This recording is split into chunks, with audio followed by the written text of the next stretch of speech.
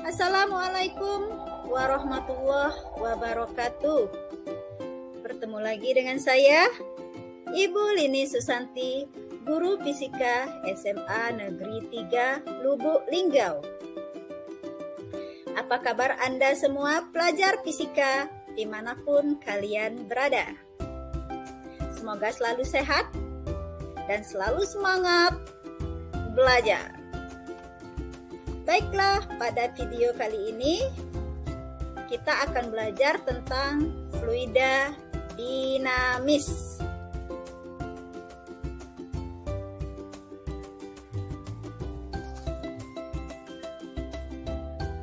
Sebelumnya, yuk kita cari tahu.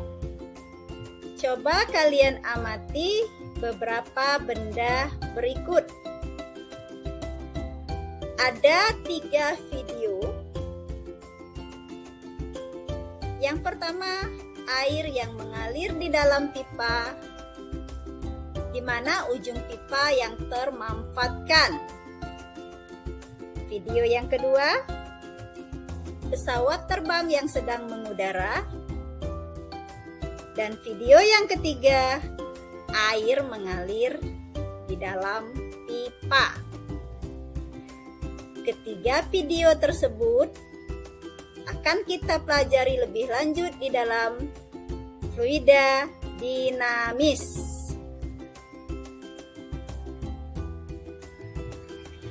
Apa saja yang akan kita pelajari di dalam fluida dinamis? Yang pertama, pengertian dan jenis fluida itu sendiri. Kemudian, debit fluida. Selanjutnya, azas kontinuitas serta azas Bernoulli.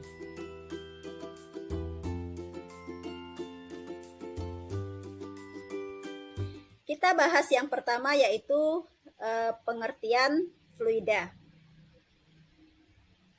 Fluida merupakan zat, bisa berupa cairan atau gas yang dapat mengalir. Sekali lagi, fluida merupakan zat, bisa berupa zat cair atau gas yang dapat mengalir. Fluida terbagi menjadi 2 jenis, yaitu fluida statis dan fluida dinamis. Fluida statis yaitu fluida yang diam atau fluida yang tidak bergerak. Sedangkan fluida dinamis yaitu fluida yang bergerak. Nah, sekarang kita akan belajar tentang fluida dinamis atau fluida yang bergerak tadi.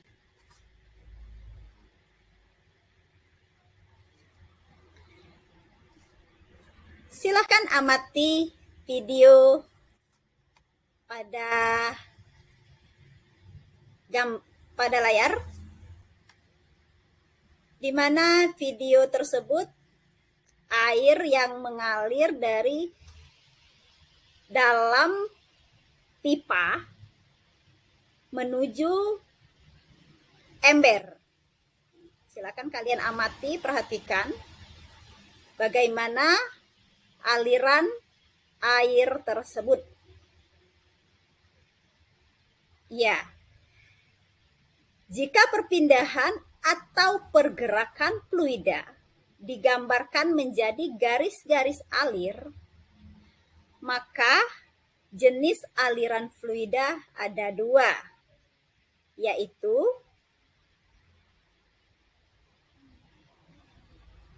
aliran laminar atau streamline, yaitu aliran air di dalam pipa di mana alirannya beraturan. Ya. Aliran yang berada di dalam pipa di mana alirannya itu beraturan. Kemudian yang kedua adalah turbulen, di mana pada pergerakan fluida di dalam ember, perhatikan di sana ada pergerakan fluida di dalam ember, aliran airnya tidak beraturan. Itu yang disebut dengan turbulen. Ya, kelihatan yang di dalam pipa, itu aliran airnya teratur. Dia keluar dari pipanya teratur. Sedangkan yang sudah di dalam ember, pergerakan alirannya sudah tidak beraturan lagi. Itu yang disebut dengan turbulen.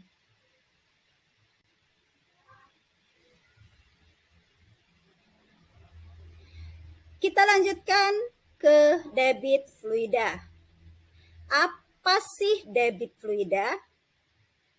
Debit itu adalah laju aliran air. Debit itu adalah laju aliran air per satuan waktu atau banyaknya aliran fluida yang mengalir dalam waktu tertentu. Itu yang disebut dengan debit. Secara matematis dapat dituliskan Q sama dengan P per T, di mana Q adalah debit fluida dalam meter kubik per sekon. P adalah volume fluida dalam meter kubik, serta T adalah waktu dalam sekon.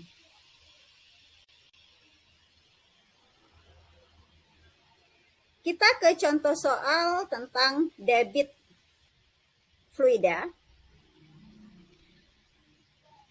Soalnya, sebuah bak mandi akan diisi dengan air mulai pukul 7.20 WIB sampai dengan pukul 7.50 WIB.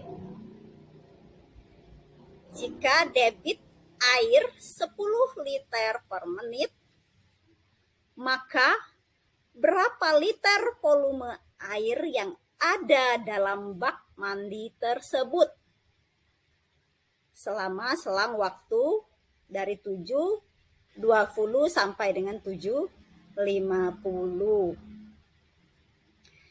Sebelum kita menyelesaikan soal, kita harus paham dulu apa saja yang diketahui dalam soal tersebut.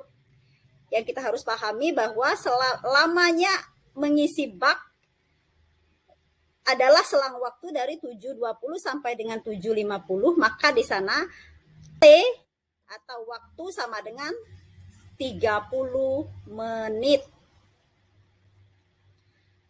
Kemudian debit air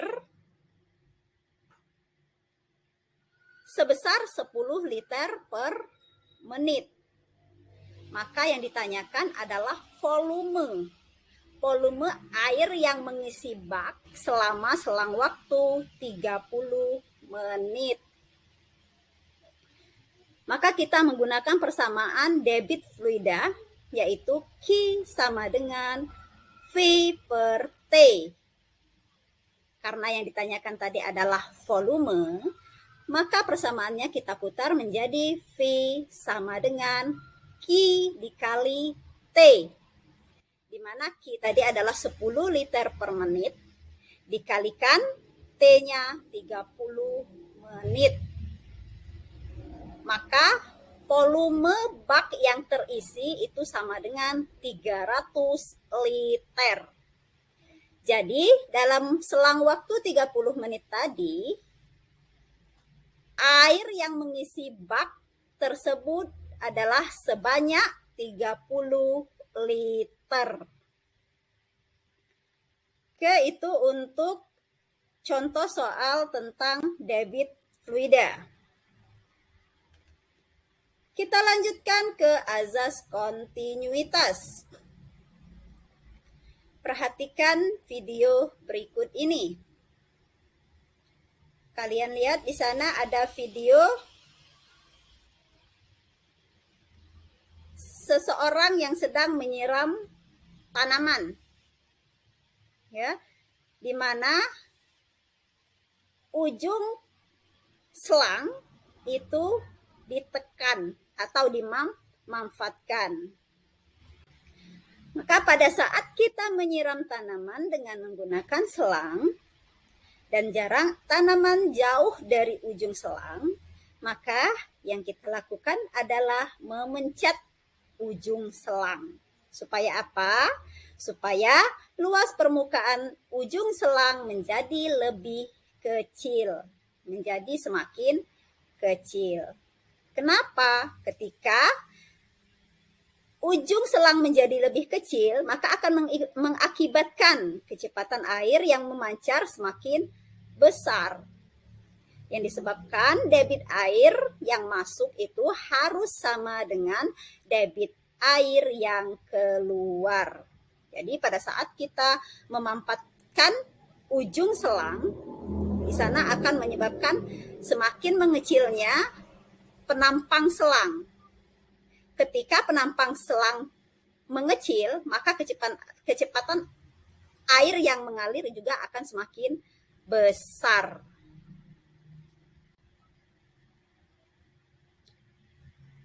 Bagaimana ke persamaan kontinuitas? Persamaan kontinuitas, perhatikan di sana ada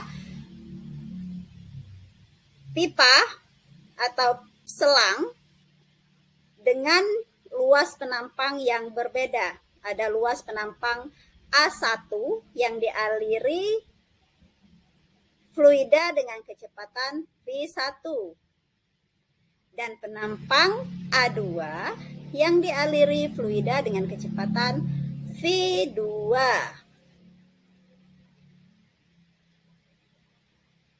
Volume fluida pada penampang A1 sama dengan volume fluida pada penampang A2. Maka debit fluida di penampang A1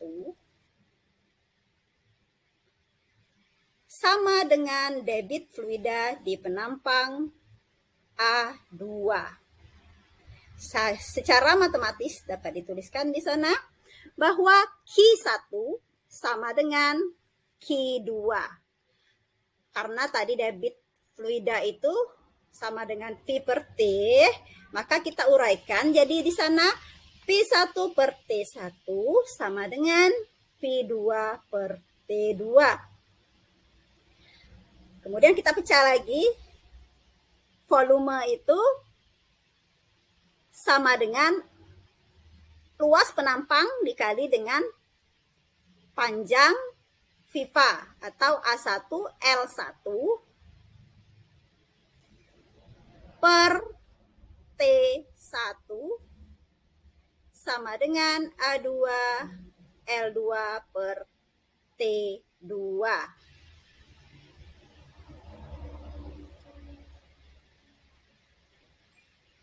Atau A1 P1 sama dengan A2 V2.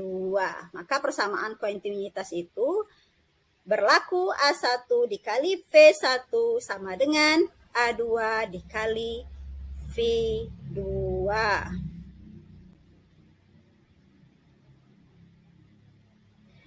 Kita ke contoh soal tentang persamaan kontinuitas. Kita baca soalnya, di mana sebuah pipa dengan luas penampang 616 cm kuadrat dipasang keran pada ujungnya dengan jari-jari keran 3,5 cm.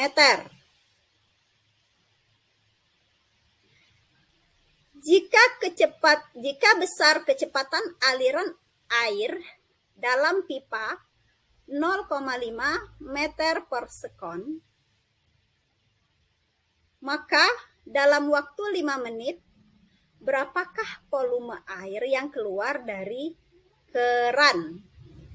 Jadi di sini ceritanya ada dua penampang, yang pertama pipa dan penampang yang kedua adalah keran, yang masing-masing memiliki luas penampang yang berbeda.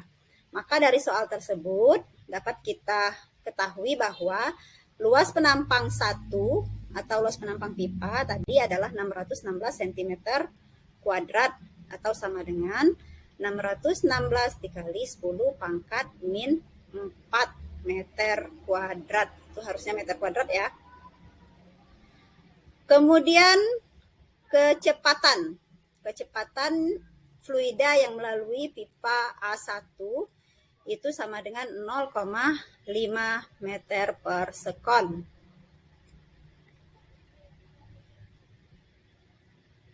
Pipa 2 atau keran itu tadi memiliki jari-jari 3,5 cm ya. 3,5 cm atau 0,035 meter. Kemudian dalam waktu 5 menit dijadikan sekon, yaitu 300 sekon atau 300 detik. Berapakah volume yang keluar dari keran? Jadi yang ditanyakan di sana adalah V2. Berdasarkan persamaan kontinuitas maka berlaku Q1 sama dengan Q2 A1 dikali V1 sama dengan V2 per T2. Maka dapat dikerjakan di sana. V2 sama dengan, tinggal mengalihkan dari A1 V1 dikali dengan T2. Jadi 616 penampang 1 tadi dikali 10 pangkat min 4 dikalikan dengan volume kecepatan fluida yaitu 0,5 dikalikan waktu 300 sekon. Maka akan diperoleh volume air yang keluar dari keran yaitu sebesar 9,24 meter kubik. Jadi, dalam waktu 5 menit, volume air yang keluar dari keran tersebut sebanyak 9,24 meter kubik.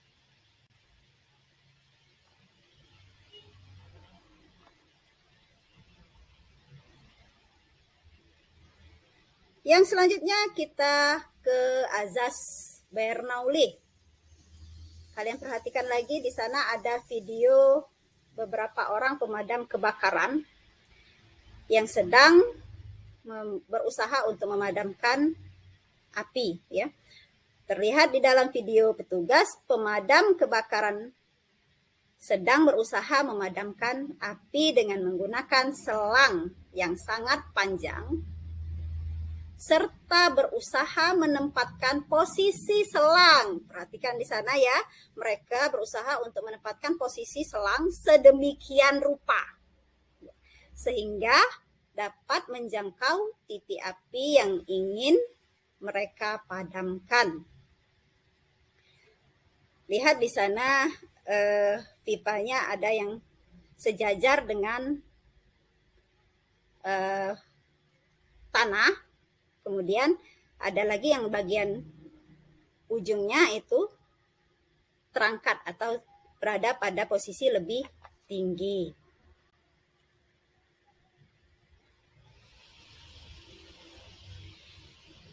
Dari video tadi kita bisa ke persamaan Bernoulli.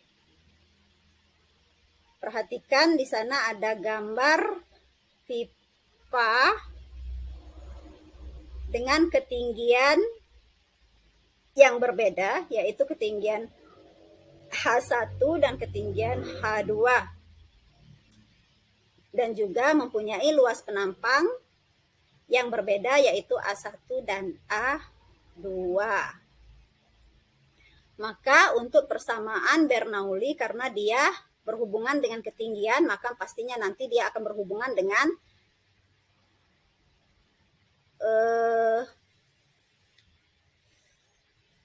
energi potensial ya, karena dia punya ketinggian.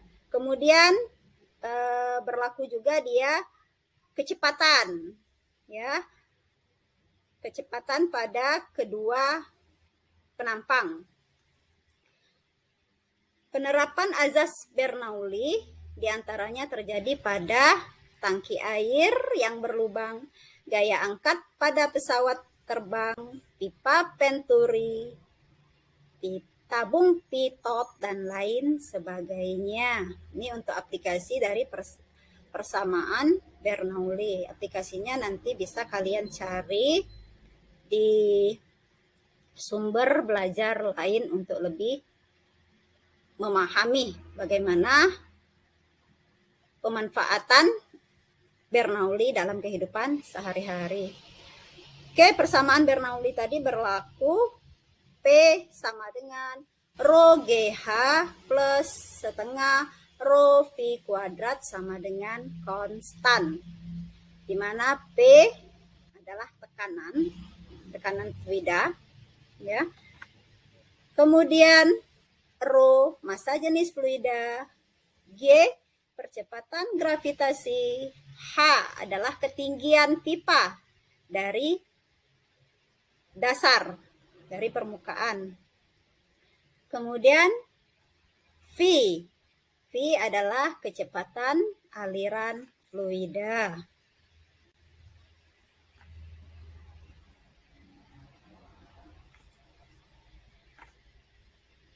Kita ke contoh soal untuk persamaan Bernoulli. Perhatikan di sana ada pipa 1 dan 2 yang memiliki luas penampang yang berbeda dan mempunyai ketinggian yang berbeda. Ya, di mana pipa 2 mempunyai ketinggian lebih tinggi dibandingkan pipa 1.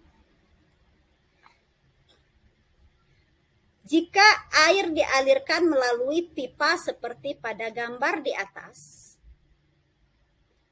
besar kecepatan air pada titik 1 3 meter per sekon, dan tekanan P1 adalah 12.300 Pascal. Sedangkan pada titik 2, pipa memiliki ketinggian 1,2 meter. Lebih tinggi dari titik 1. Dan besar kecepatan air 0,75 meter per sekon. Dengan menggunakan hukum Bernoulli, tentukan besar tekanan pada titik 2. Pada soal tersebut, langkah pertama kita cari dulu apa yang diketahui.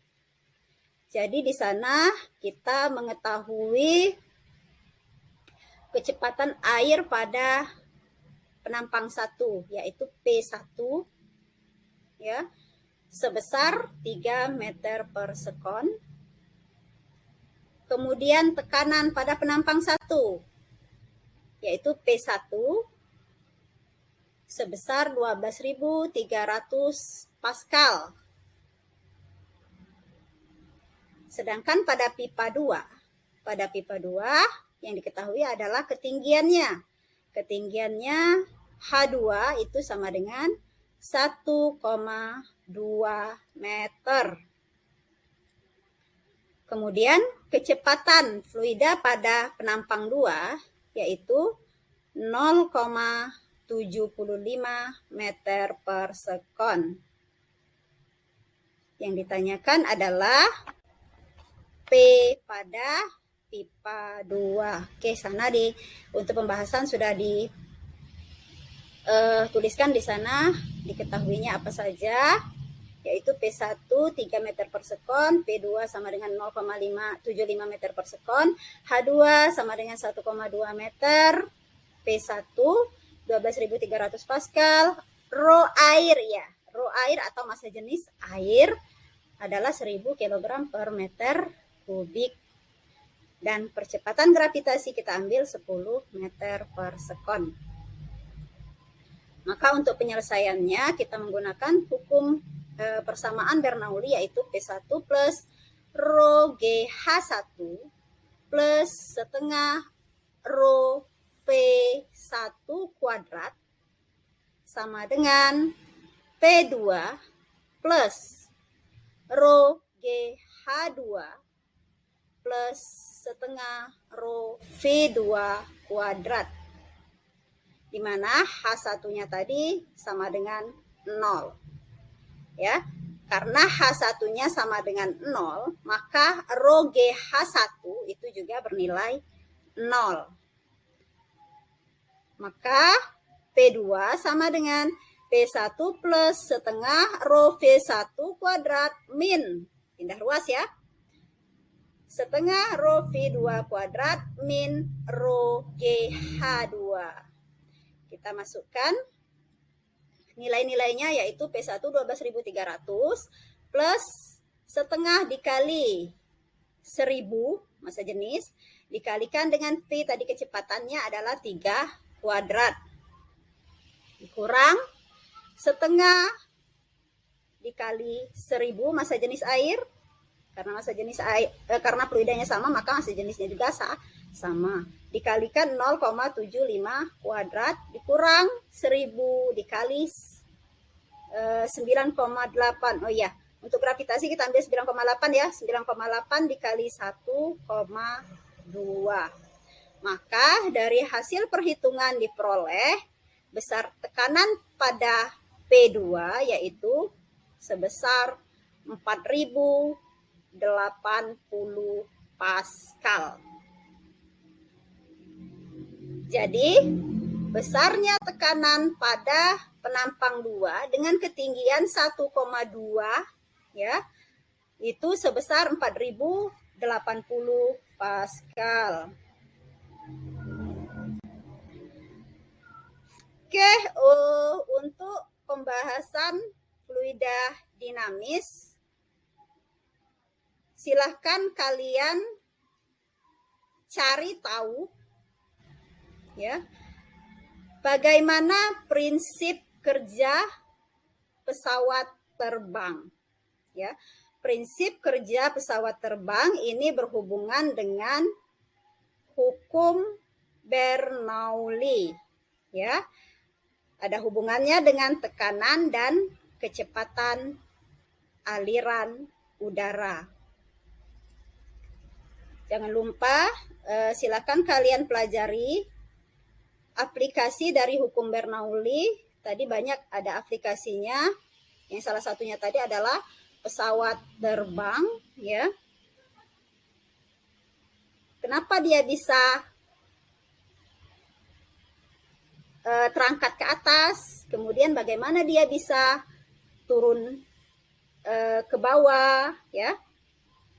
Kemudian ada tabung pitot tadi ya, ada pipa Venturi, ada lagi semprotan nyamuk. Itu semuanya adalah aplikasi dari hukum Bernoulli yang bisa kalian cari bagaimana prinsip-prinsip kerjanya.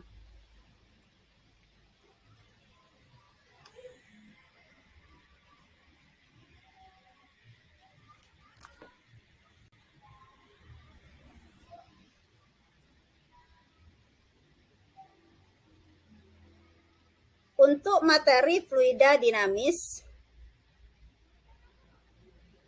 silahkan kalian buka lagi sumber belajar lain, bisa dari internet, YouTube, modul ya. Kemudian kalian silahkan juga perbanyak untuk latihan-latihan soal agar lebih mudah, tidak mengalami kesulitan untuk belajar mandiri. Silakan kalian perbanyak untuk membahas soal yang berkaitan dengan fluida dinamis. Baiklah, untuk kali ini ya cukup sampai di sini. Terima kasih sudah menyaksikan video saya. Salam sehat dan berprestasi. Wassalamualaikum warahmatullahi wabarakatuh.